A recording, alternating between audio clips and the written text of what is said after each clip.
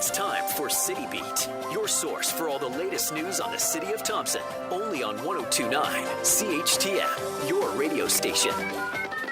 Welcome to this edition of CityBeat, and joining me is Dennis Fenske. Dennis has been here a number of times with his in his capacity as deputy mayor, but today he is here wearing the mantle of mayor-elect. So all the best on your win, Dennis. Thank you very much, Sue. And what was your first thought that came through your head when you heard that you had won? Well, I think it was just an overwhelming feeling of being humbled by the support across the community, the team that I had. It was just a fantastic feeling. It was lots of hard work in the back room to get this thing done. And when it actually happens, I was talking to Tim last night. It kind of like the Manitoba Games bid. That we worked so hard to get the bid for the game, and then you win the bid. Now you have to put the games on. So we won the election, and now we have to perform over the next 4 years. So excited about that. Any apprehension? Are you still feeling that this was the right thing to do? Oh, absolutely. I feel this was the right decision on my part personally, and I think given the situation our community is in and moving forward, I think it was the right time to step up and go with that. And so I'm looking forward to it. We've got a great team that was elected. We have a workshop on Saturday, November 1st, to sort of get the feelings for how council works, how administration works, how we work together, and then we actually have the first formal meeting of council where we're sworn in on Monday, November 3rd. Okay. And I know last week when speaking with Tim, he did mention that, you know, it's not just the candidates, the successful candidates who get elected, it's their families as well. So is your family ready for this? Yeah, we talked last night. Well, we've talked when I initially said I was going to run. My wife and Jermaine and I discussed it, and my kids as well, and her kids as well, and everybody's supporting us. And the Facebook last night, the emails lit up, and everything was great. So I think we're moving forward, and there'll be some times where you have to have a thick skin. That's part of the game. But I think overall we're pretty positive about where we're going. Okay. And back to the election itself a little bit. I know that last night the voter turnout was fairly abysmal. That's unfortunate. It was like only 33%. Our election before 2010 had 40%.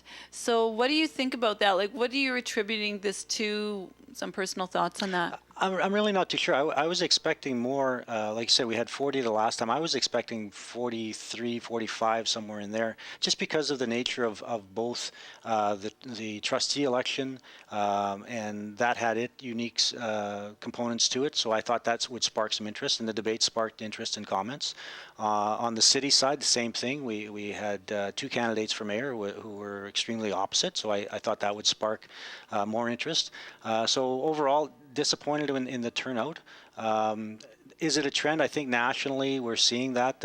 And I think we as a society have to look at how we engage people in elections. With the electronic voting last night for us and speeding up the process, that made it a lot easier. But you still had to physically fill out a ballot and go somewhere to fill out that ballot.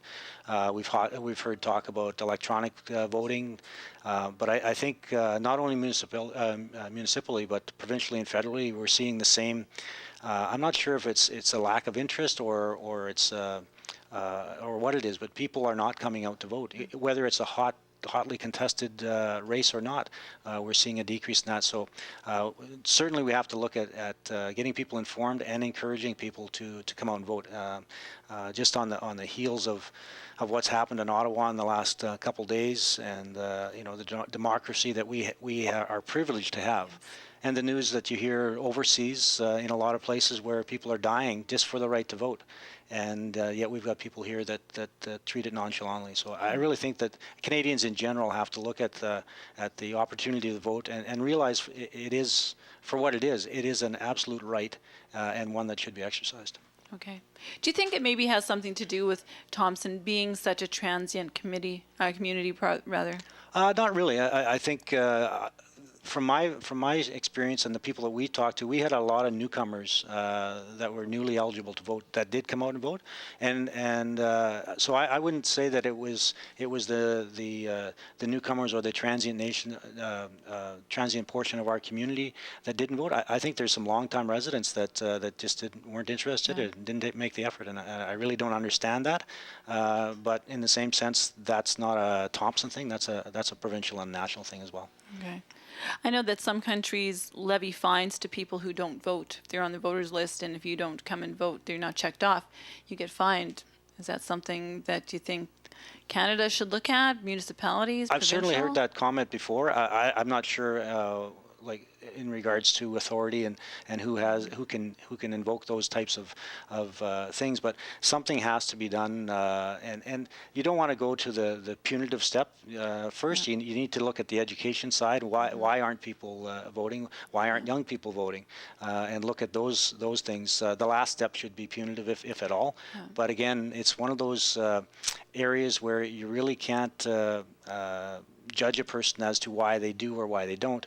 You can just hope that they do the right thing and make that vote count. Okay. And I know, Dennis, you've got a relatively new council. You only have 2 of the incumbents. Yep.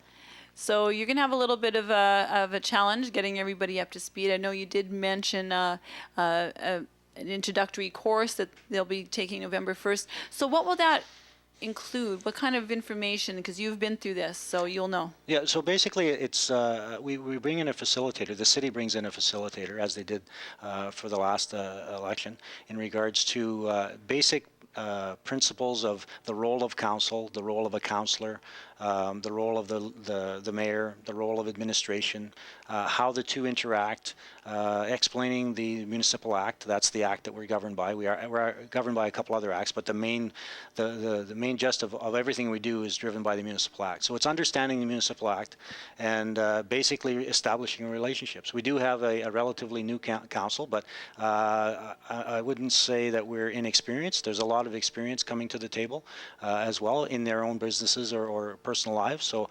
I'm looking forward to it. I reached out and talked to everyone last night and this morning, and so I'm looking forward to bringing the team together. And it is a team aspect, and that was my whole campaign was about leadership, and I think that's the role that I can play as a mayor, and with the assistance, and I can't say enough about our administration. That will be the strength of the education process that councillors will go through, is the support of the administration. Okay. And will you have a chance to speak with the councillors maybe ahead of the first city council meeting to kind of discuss, get their ideas, their take on certain bits of business that are going to come up, like say, for example, the water treatment plant and that, just kind of get their feelings and maybe have a chance to do some discussing before you hit the council room? Absolutely. And those conversations actually took place, some of them took place prior to the election. Now that the election's over and we have the confirmed 8 seats filled, those conversations will take place again in regards to a number of things. One, as you mentioned, the feelings on the issues of the day, where that is. Also about their interests themselves. We have through our organizational bylaw, we have appointments to committees. The mayor will appoint the committee chairs, and then the council itself will elect the second councillor on those committees, and in one case where we have 2 other councillors. So we need to have a feel for what people are being comfortable in and what committees they'd like to work with. So those conversations will definitely take place, and we'll be ready for Monday to move forward. All right. And so is there anything else personally that you're going to be trying to prepare yourself for, get ready before you actually hit that first council meeting? Well, I think right now it's a matter of just aside from the actual work, it's thanking people. I mean, I've got a whole lot of people to thank in regards to the team that was behind me putting this on, and Tammy Burton led the charge, was great, and she kept us all in line and organized, and I want to say a big public thank you to Tammy Burton for that. Then moving forward, basically sitting down with our city manager, Gary Sapatelli. It's not new to me. I've been on the administration before, and as a councillor for the last 4 years. But just basically touching base, and there is a learning curve and Tim has mentioned previously, it's a big difference from being a councillor to the mayor.